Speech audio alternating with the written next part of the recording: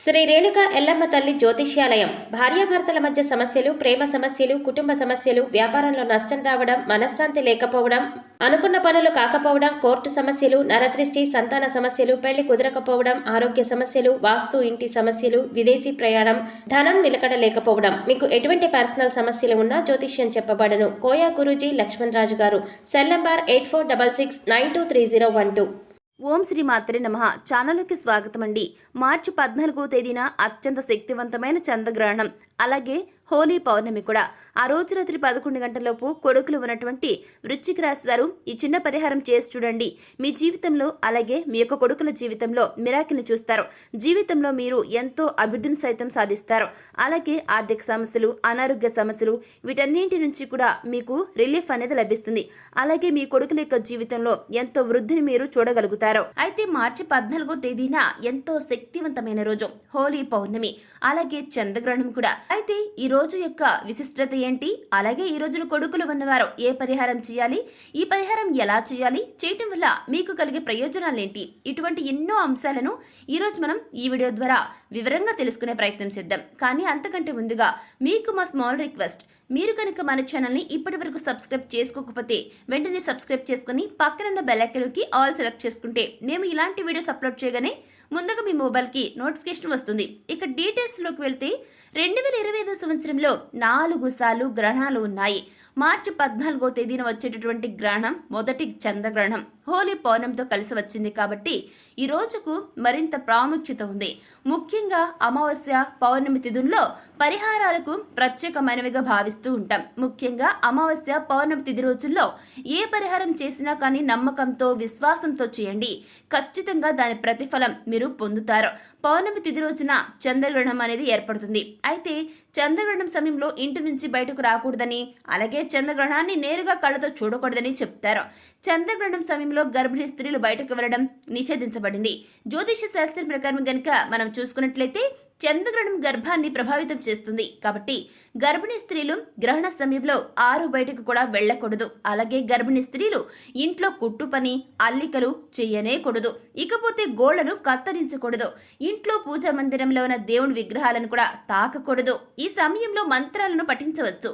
గ్రహణ సమయంలో వంటగదికి సంబంధించిన పనులు చేయటం కానీ, వంట చేయటం కానీ అస్సలు చేయనేకూడదు. ప్రతి స్త్రీ కూడా ఈ విషయాన్ని గుర్తుపెట్టుకోండి. అయితే ఈసారి వచ్చేటటువంటి అంటే మార్చి 14వ తేదీన వచ్చే చంద్రగ్రహణం అనేది ఇది మొదటి చంద్రగ్రహణం కూడా. మన జీవితంలో గ్రహాలు, నక్షత్రాలకు ప్రత్యేకమైనటువంటి ప్రాముఖ్యత ఉంది. జ్యోతిష శాస్త్రం ప్రకారం గ్రహాల స్థానాల్లో మార్పులతో వ్యక్తి యొక్క అదృష్టంలో కూడా మార్పులుంటాయి. వీటిల్లో సూర్యగ్రహణం అలాగే చంద్రగ్రహణం ముఖ్యమైనవి. అయితే ఈ చంద్రగ్రహణం అనేది భారతదేశంలో మనకు కనిపించదు కనుక సూతక కాలం కూడా చెల్లదు. ఈ చంద్రగ్రహణం భారతదేశంలో కనిపించదు. కానీ చంద్రగ్రహణం తూర్పు ఆసియా, ఆస్ట్రేలియా, పసిఫిక్ మహాసముద్రం, అట్లాంటిక్ మహాసముద్రం, ఉత్తర ధ్రువం, ఉత్తర అమెరికా, నైరుతి యూరప్, దక్షిణ అమెరికా, దక్షిణ ధ్రువంలో కనిపిస్తుంది. ఇక ఈ ప్రాంతాల్లో ఉన్నటువంటి ప్రజలు ఖచ్చితంగా జాగ్రత్తలను పాటించాల్సి ఉంటుంది.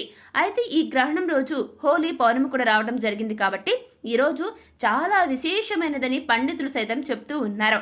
ముఖ్యంగా కనుక మనం చూసుకున్నట్లయితే కనుక లక్ష్మీదేవికి పౌర్ణమి చాలా ఇష్టం అన్న విషయం మనందరికీ కూడా తెలిసిందే కదా. అయితే పౌర్ణమి రోజు లక్ష్మీదేవికి విశేషంగా ధూపదీప నైవేద్యాలతో పూజ కనుక చేస్తే అద్భుతమైనటువంటి ఫలితాన్ని పొందొచ్చు. అలాగే గ్రహణం ఉన్నా లేకపోయినా దైవనామ స్మరణ చేయడం అనేది ఎప్పుడూ కూడా తప్పు కాదు. ఎందుకంటే దేవతారాధన ఎంత చేస్తే అంత ఫలితం మనకి దక్కుతుంది. కాబట్టి ఈ సమయంలో శివనామస్మరణ కానీ లేదా మీ ఇష్టమైన నామస్మరణ ఎవరైనా సరే మీ ఇష్టదైవం ఉంటే ఆ యొక్క ఇష్టదైవమైనటువంటి నామస్మరణ కానీ తప్పకుండా చేయొచ్చు. ఏది కుదరకపోతే కనీసం శివ పంచాక్షరి జపంతో అయినా సరే ఈ రోజు మీరు గడపండి.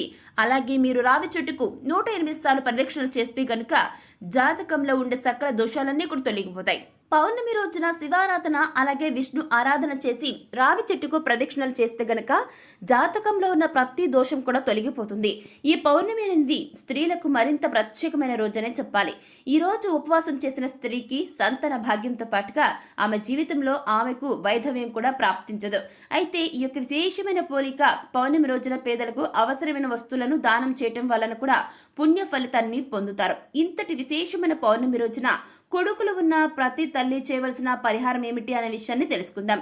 అయితే ముఖ్యంగా ఈ పరిహారాన్ని మీ కొడుకు చిన్న పిల్లవాడైనా సరే, పెద్ద పిల్లవాడైనా సరే ఈ పరిహారం చేసుకోవచ్చండి. పౌర్ణమి రోజున ఈ చిన్న పరిహారం చేసుకున్నట్లయితే కనుక ధనం మీకు బాగా కలిసి వస్తుందండి. ఆర్థిక అభివృద్ధి కూడా కలుగుతుంది.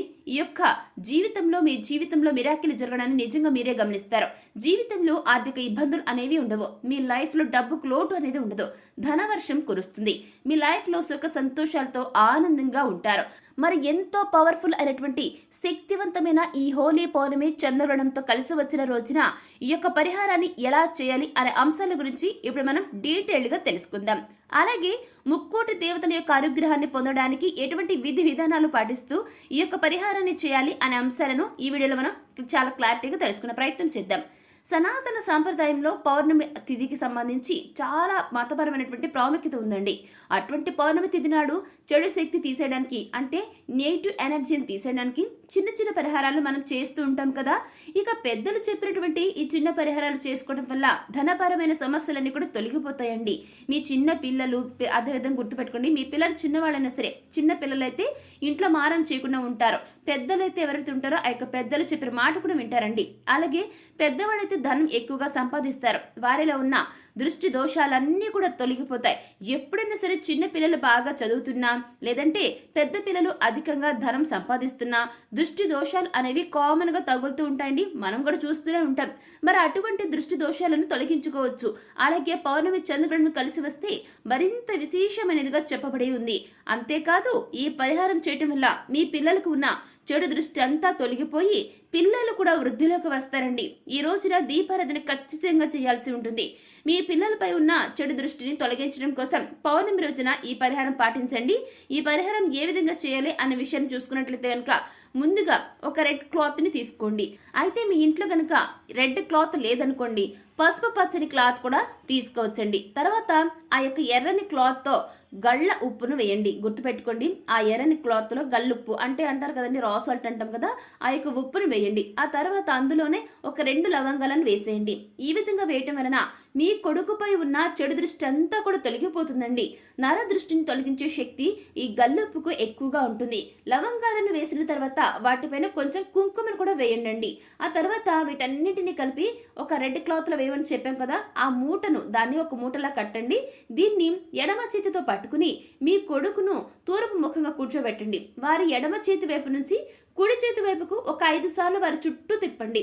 ఆ తర్వాత దిష్టి తీసిన తర్వాత ఆ ఎర్రని క్లాత్ లో కట్టినటువంటి మూటను ఎవరు తొక్కే ప్రదేశంలో వేసి అసలు వెనక్కి తిరిగి చూడకుండా ఇంటికి వచ్చేసేయండి. ఇంటికి వచ్చిన తర్వాత కాళ్ళు కడుక్కుని ఇంట్లోకి వెళ్ళిపోండి.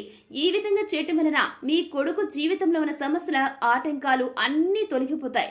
వీరి జీవితంలో సంతోషాన్ని చూస్తారు. నిజంగా చెప్పాలంటే మీకు డబ్బుకు కొదవే ఉండదు. సో చూస్తారు కదా, ఇలా ఈ పరిహారం చేసుకోవాలి. ఇప్పుడు మనం చెప్పుకున్నటువంటి ఈ యొక్క పరిహారం అనేది చాలా విశేషమైనదండి. పౌర్ణమి రోజున ఈ చిన్న పరిహారం కనుక చేస్తే మీ కొడుకులకు అదృష్టం వరిస్తుంది. దేనికి లోటు అనేది ఉండదు.